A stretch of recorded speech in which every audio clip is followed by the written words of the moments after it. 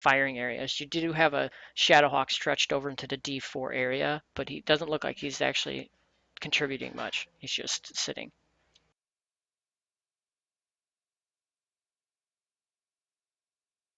Now they do have sites that drop down below 85%, and Caffey is at 88, but he's been that way quite a while. Heim is still really fresh. Yeah, Heim, I haven't seen him land a whole lot of shots yet. I'm not sure if he seems to be much more conservative here. And again, the Lords don't want to lose a mech. Yeah, Heim's He gets a shots look hit like he's there. trying to do the quick hop right here, and he's hit the building quite a few times right in front of him. Yeah, these maps are rather notorious for invisible bits and pieces. Yeah, definitely. You might see the building visually, but it's actually another inch higher. I think it's a couple feet higher. That's very possible. Although with LRMs, they tend to go right through it. Yeah, LRMs don't seem to have too much of a problem with invisible hills. Or walls, rather.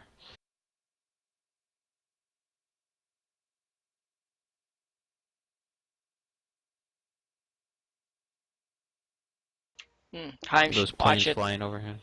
Yeah, Heim should watch. Don't go. The middle is just a terrible spot because you can be shot at by everybody.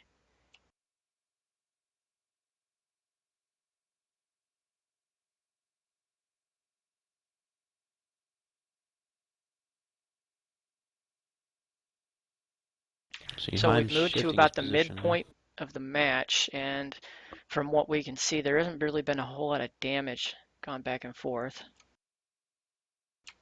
I think the Jags really just want to get as much damage out as they can and then make a move. But when they decide they're going to do that, it's going to be difficult. They don't have any lights in position to get intel on the Lords. They really don't know how much damage they're dealing. Well, you also don't know what's in that water area at C3.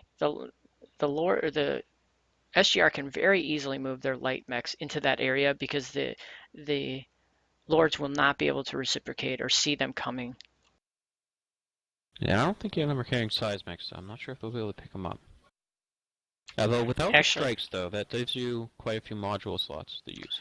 Yeah, I would at least have had one of my heavies and maybe even a light carrying seismic just for this type of situation. Probably not Cavic Cell, obviously, but target info gathering, target decay, probably. A UAV would be godly right now for the Jags. If they could get one in position. Yeah, if they could get one in position. But I think it's pretty obvious. You know where they're at. What it would be advantageous is if they popped it at the Citadel on a push. Yes, definitely. Yeah, they want to pick up that damage on those mechs. They want to know who's hurt and then try to focus him. So we're at the 5-minute mark.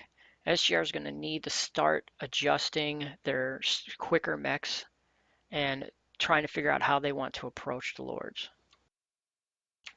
Now the Lords can do one of two things really. They can sit and wait, knowing that it's coming, or they can back up and basically form a firing line toward more closer to D2. That would make SJR have to push across open area to actually engage, and honestly would put them in a huge disadvantage. Yeah, the Lord's Lights are really watching that left side. They're afraid that the Jags will come that way. That's really the way the Jags can go. Pushing down into this Charlie 4, Delta 4 region from the city with those sniper mechs, it's going to be really risky. All right, and here comes SJR. They are moving toward the C3 area with their main force. Jaeger's taking a massive beating right now.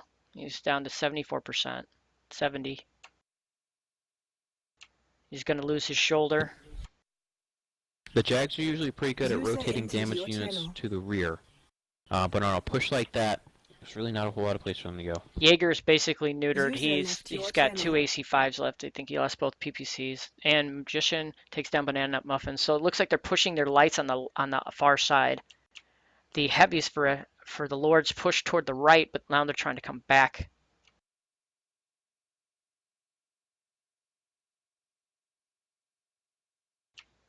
And SJR's heavies are pushing to flank the heavies of the Lords on the opposite side. They're using their lights as bait.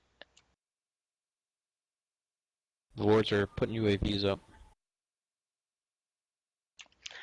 And T-Fun takes down Rick Rom.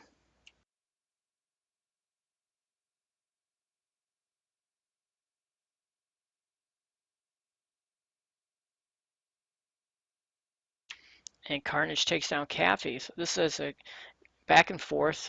These guys have taken some major damage. Heim is down to Yeah, 79%.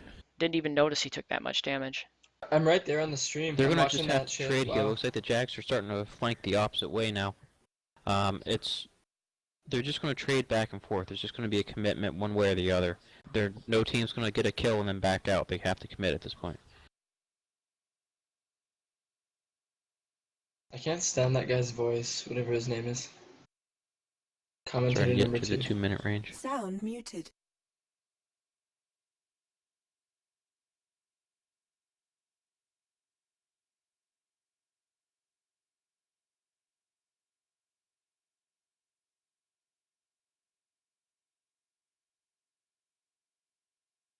The Jags are going to have some trouble maneuvering here. They've gone left, and they stopped, and they've gone the other way. And it looks like they've stopped. I'm not sure if they're rotating back now. Well, They actually, might just they try could to be. push here. Yeah, well, the Jags actually have the 1 kill advantage. They could be rotating the hurt mechs to the far back. They can actually go away from the battle now. It's 2 minutes. It's theirs to lose. I think retreating at this point, they're going to be under the Lord's guns if they do that. Well, the And at Lords this have point, they condensed might just themselves wanna to the stick in this backside of building. the Citadel, so they really don't have much of a firing lane. Now, it looks like their Yeah, they're lights really or kinda somebody's circled up pushing here. into the water in C3. I think that's their light group.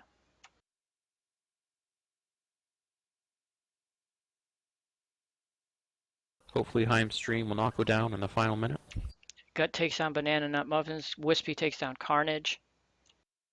Looks like the lights are trying to engage.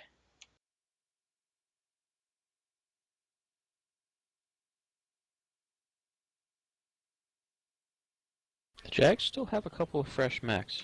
Yeah, I just noticed Adwala, even though his arms are gone, he's completely fresh. Proton takes down Pie Maker. 3-3. The Jags have been moving on the Lord's lights here. If they could pick off a couple of them, that would give them the advantage in the brawl.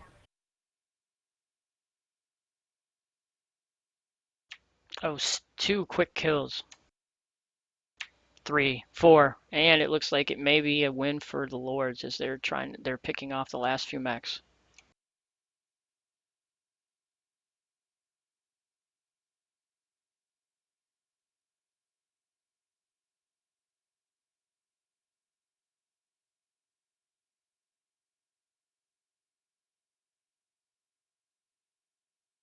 Yeah, it looks like with this kind of a lead, the Lord's just going to start cleaning up now.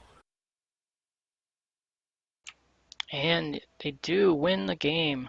12-4 was the last score. And that is a match win for the Lords over SJR. So the Lords are going to take this series 3-1. That one match being a tie.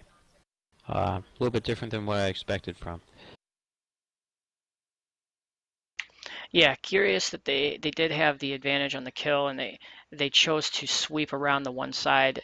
They could have actually disengaged from the battle with the kill, considering that the Lords were still pushed back behind the Citadel, and they could have disengaged, but they decided to push their lights and try to get a 3-4 mech advantage.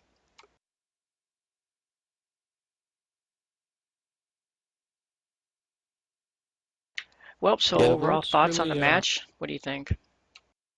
You know, the Lords played this very well. Their cohesion was a lot better than I thought it was. So I was a bit surprised to see the cohesion that they had. I was a little bit surprised to also see the Jags have trouble with some of the tactical errors that were made. That last one really wasn't... I don't think the Jags did anything wrong, really. I just think the Lords did everything right, played very conservatively. Whenever there was a push or a counter push, they maneuvered to block it. So the Lords did play that very well. And I think they got the win, and I think the Jags definitely made some errors there.